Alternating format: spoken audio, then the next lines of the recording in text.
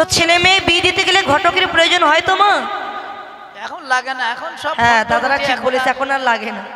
এখন মোবাইলে যদি বলে হ্যালো তো সব গেল, সব হয়ে যাচ্ছে আর কি কোনো রকমে। এক ভদ্রলোক বলছে আমি, এই দাদা এই শোনো দাদা, আমি 5,000 টাকা খরচা করে মেয়ে বিয়ে দিয়েছি। কেমন করে দিয়েছো? এক ভদ্রলোক বলে আমি 5 লক্ষ টাকা খরচা করে মেয়ে বিয়ে দিয়েছি। সেই কথা শুনে আরেক ভদ্রলোক বলে আমি মাত্র 5,000 টাকা খরচা করে মেয়ে বিয়ে দিয়েছি। তা কি করে আমার 5 লাখ টাকায় হলো না, আপনার 5,000 টাকায় হয়ে গেল? বলে হ্যাঁ, ওই 5,000 টাকা দিয়ে মেয়েকে একটা মোবাইল কিনে দিয়েছিলাম। আচ্ছা এই ব্যাপার। কষ্ট করে আর বিয়ে দিতে হয়নি, বিয়ে হয়ে গেছে। যেমন আমার এই কাকু 12 বছর ধরে ভালোবাসা করেছে। 1 বছর নয়, 2 বছর নয়, 1 যুগ। হ্যাঁ, চণ্ডীদাসের মতো 1 যুগ ভালোবাসা করে তারপরে বিয়ে করেছে। ওই মোবাইলে কষ্ট করে বাবা মাকে আর বিয়ে দিতে হয়নি। তো 3 প্রকারের ঘটক আছে জগতে। প্রথম নম্বর ঘটক ছেলে মেয়ে বিয়ে দেওয়ার। 2 নম্বর ঘটক হচ্ছেন গুরুদেব, শিষ্যকে ভগবানের কাছে পৌঁছে দেওয়া। আর 3 নম্বর ঘটক যিনি ভক্ত এবং ভগবানের যিনি মিলন করে দেন। বৃন্দাবনের আদ্যাশক্তি মহামায়া মা যোগমায়া ভগবতী। যে যোগমায়া সাহায্য ছাড়া গোবিন্দের কখনো কোনো লীলা সম্পূর্ণ হয়নি। গোবিন্দ বলেন আমিও না জানি, না জানে আমার গোপীগণ, দোহার রূপে গুণে নিত্য হয় দোহার মন। এক লীলা থেকে অন্য লীলায় কেমন করে প্রবেশ করব সেটা আমি জানি না, আমার গোপীগণও জানে না, জানে একমাত্র মা যোগমায়া যোগেশ্বরী।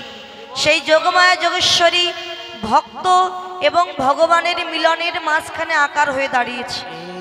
আকার দিয়ে হয়েছে রস থেকে রাস। সে রাসলীলা আস্বাদন করব, আপনারা চিত্ত নিবেশ করে শ্রবণ করবেন। কেননা আপনাদের দিকে এই পালাটা তো খুবই কমই হয়। যদি আপনারা সেইভাবে বসে থাকেন, বোঝার চেষ্টা করেন, আমি বুঝিয়ে দেব, ভেঙে ভেঙে বলে দেব। এক একটা পদ গাইব, ভেঙে ভেঙে তার অর্থ বলে দেব। শুধু কৃপা করে সেটা শ্রবণ করবেন। কেননা নববিধা ভক্তির মধ্যে আগে হলো শ্রবণ, পরে কীর্তন। আগে শ্রবণ বললেন কেন? বলে কেউ যদি না শোনে কীর্তন করবে কাদেননি।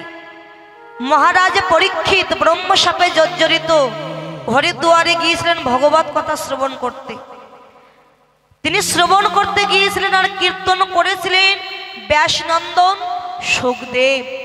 এই সুখদেব গোস্বামী প্রভুপাদ সেই সুখদেবের বদনে ভগবত কথা শ্রবণ করেছিল।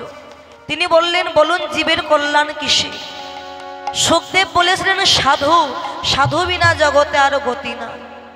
যিনি মৃত্যু পথযাত্রী তিনি বলেন আমার কল্যাণ কিসে? নয় সাধু, যদি পারো সাধুগুরু বৈষ্ণবের চরণ ধরো, দেখবে মানব জনম ধন্য হয়ে যাবে। তাই পরীক্ষিত মহারাজ 1 সপ্তাহ ধরে ভগবত কথা আস্বাদন করেছিলেন হরিদ্বারে। তাই আমরাও সবসময় কৃষ্ণ কথা হরি কথা শ্রবণ করব। কেননা এই বুঝে আমাদের ডাক এসেছে।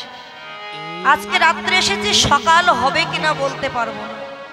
বলতে পারবেন? পারবেন।